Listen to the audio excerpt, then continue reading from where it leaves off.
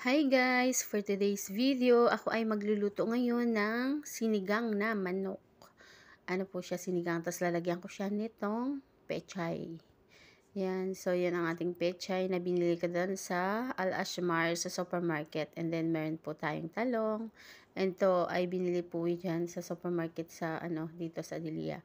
And then meron tayong luya, merong lemon, meron ding sibuyas. Ayan, so merong kamatis, merong spring onion, and then meron po tayong bawang. Yan ang kamatis natin, and then yung bawang. Dahil gigisahin po natin ang manok bago natin siya lulutuin. Yan. So, yan ang ating mga ingredients for today's video para dyan sa ating sinigang. Ayan, so pecha yung ilalagay natin. Tapos, yun, yung pampaasim natin ay lemon. Yan, so yan ang ating lulutuin ngayong araw. Yan, pagkain din ng alaga namin, and then sa amin na rin. Yan, kasi, magluluto ako ngayon kasi nga may gulay. So, ayan. So, ang manok ay nilinis ko yan maigi. Ngayon, nilagyan natin siya ng asin. Bago siya natin igisa, ilalagyan ko siya ng asin. Tapos, sinugasan ko yan. Tinanggalan ng mga taba-taba at mga madulas-dulas. At hinugasan na maigi. Pinanlawan ng ilang beses. Yan. So, start na natin kasi igigisa ko yung manok bago siya. Kasi nga, pangit ang manok pag hindi siya nagisa. Yung kagaya sa isda na isigang natin, wala siyang, hindi siya. Ang manok kailangan natin yan igisa, guys. Yan. Sinuna kong sibuyas, tapos yung luya, and then kamatis, tsaka yung bawang natin. Yan. So, ganyan ako magsigang ng manok. Ayan. So, ilagay natin ang kamatis. Supposed to be, pwede rin siya hindi lagyan ng kamatis. Gusto ko lang siya lagyan para mas maasim pa siya. Ayan. So, ang ating kamatis kasi ay, pag niluto natin ay magiging medyo maasim yan siya. And then, dadagdagan ko pa siya ng lemon. Ayan. So, ginisa natin. Yang, yung manok naman, hinugasan maigi. Tinanggalan ng taba-taba. Ayan. So, mga ilalim-ilalim dyan ng mga madulas-dulas ay tinanggal ko po yan. Para mawala ang lansa ng ating manok. Yan. So, and then lagyan ng salt. And then yan. So, gisa na natin siya. Ayan.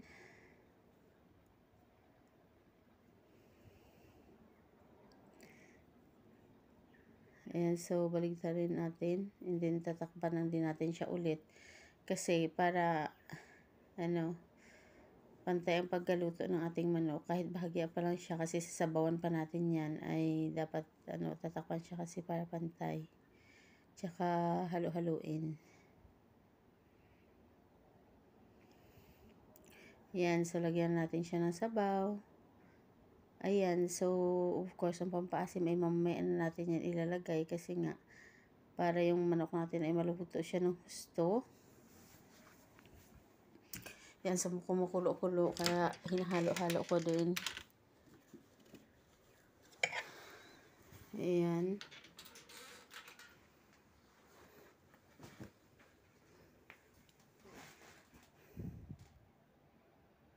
So, yan, kumulo-kulo. So, mamaya-maya, pagka natoy unti, ladagdagan ko pa yan ng sabaw para maluto ng gusto yung ating manok. Yan. So, ang menu natin for today ay sinigang na manok. Ang halo niya ay pechay, talong, and then, yan. So, masarap kasi umigop ng sabaw, lalo na maasim-asim. Ewan ko lang. Pero pag sa probinsya, nanay ko ayaw niya ng maasim-asim na mga sabaw, ganyan, ayaw niya. Pero ako, ewan ko, nakahiligan ko rin tong maasim-asim. Mas gusto ko ang maasim-asim na sabaw. Ayan siya, guys. Bali, ngayon lang ako nagluto ng manok na, sinigang. Ngayon lang to. Kasi nga, karamihan niluto ko tinola, o di kaya sinigang na isda. So, manok, ngayon lang to, ang sinigang na manok na nalulutuin ko. At haluan ko ng pechay. And then talong. Supposed to be pag sinigang, meron pang labanos. Pero wala tayong labanos. Kaya, ayan, talong lang ilalagay natin. Kamatis, tsaka pechay. So, hayaan natin na kumukulo-kulo yung ating manok, kung nilalagang manok. Dahil nga, mas masarap, mas masarap pagka, pagka naluto siya ng husto. And then, nilagyan rin natin ng chicken cubes, ay Maggi chicken cubes. Yan, kasi nga, manok naman to, pampadagdag ng lasa sa ating nilulutong sinigang na manok. Ayan, kasarap humigop ng sabaw pag maasim-asim, lalo taglamig ngayon. Ayan.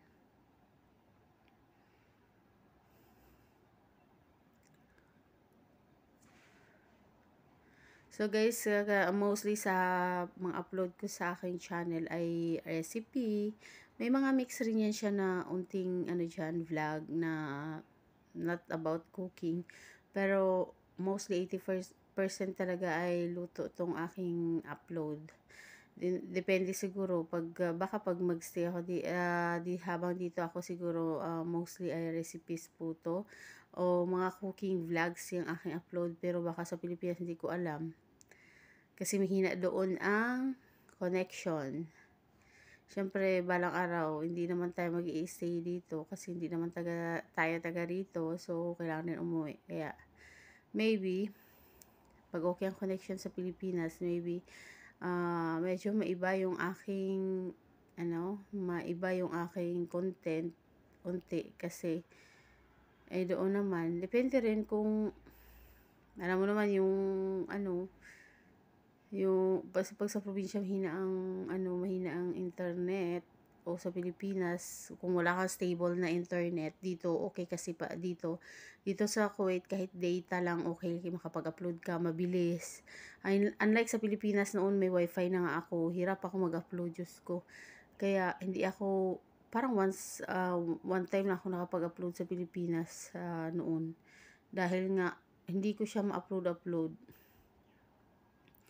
dahil mahirap mag-upload, mahina, lalo na data o di kaya wifi na lang, router.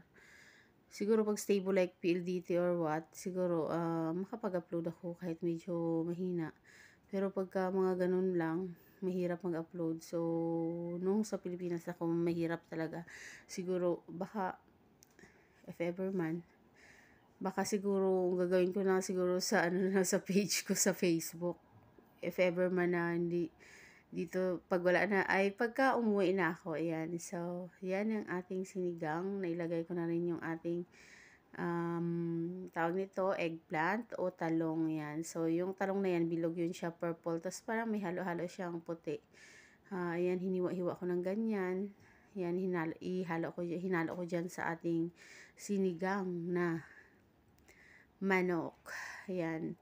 So, ito guys ang ating video for today. Ang share ko na video yan. So, sinigang na manok. Yan. So, ang itsura niya, hindi siya mukhang masarap. Pero actually guys, nang niluto ko yan at inulam namin ng sarap, magana siyang kumain. Alam mo yung, ang sarap dahil nga maasim-asim. Kaya nga sabi nila, don't judge the book by its cover. Yan. Kasi hindi siya mukhang masarap. Itong luto ko na to, it looks like it's not delicious anyway. Pero ang lasa po niya ng sarap niyan, lalo na nalaga ako ng hustong manok natin ay soft, and then nilagay ko yung pampaasim after nung malapit ko na siya ahunin. Siguro mga 5 minutes before ko siya before ko siya i-off ang apoy. At nalaga masyado yung ating manok, at ang sarap ng sabaw guys, yan. So, ngayon ko lang to niluto, sinigang na manok, pero ang sarap niya. Lalo ang ginamit kong pampaasim ay lemon. So, ang asim. Tapos, alam mo yung saktong-sakto lang talagang lasa niya. Naglagay rin tayo ng bechin, yan, salt. And then, naglagay rin ako ng Maggi cubes, chicken, ang flavor, yan. So, ang sarap niya. Kaya, kahit mukha siyang hindi masarap, pero nung naluto yan, inulam namin ang sarap niya. Ang sarap humigop ng sabaw. So, hindi lang isda, hindi lang ang manok po ay pwede rin siya isigang. It's dependent po yan. Not only isda, pork, yan. So, beef nga, pwede rin siya isigang. Actually, itong manok rin yan. So, kahit ano din naman, kung marunong ka magluto ay pwede mo siya gawin. pag nakahiligan mo magluto. Ayan. So guys, sa mga bago sa aking channel, please don't forget to subscribe. Sa hindi pa nakasubscribe, please subscribe po, like and comment, and then huwag kalimutan mag-comment po para maano ko kaagad, para makita ko kaagad. Of course, isa tayong OFW ay busy po. Kaya, ayan. So, start na ako. Ilagay ko na yung kasi luto na rin yung pati talong. Ilagay ko na yan, ipiga ko na yung ating lemon. Ang ating lemon ay buong isang lemon na malaki. Yan, piniga natin po dyan. Yan, pampaasim. And of course, additional dyan sa tomato na nilagay natin. So, maasim na po yan. Ayan. Dahil po busy tayo, sana mag-comment po kayo. Siyempre, i-check ko rin naman po dun sa ayan. So, pechay po ilalagay natin dyan. Tapos, naglagay rin ako ng spring onion. Ayan. Pag nalagay ko na yung ating pechay, maglalagay rin po ako ng spring onion. Yan, additional. Pampasarap sa ating sinigang na manok. Yan, na may, pechay po. Ayan. So, inaano natin, pinapababa natin yung pechay, yan. Kasi, yung kaldero natin na pinaglutuan ay lang po yan. Regular size siya, pero yung medyo siya mababaw lang.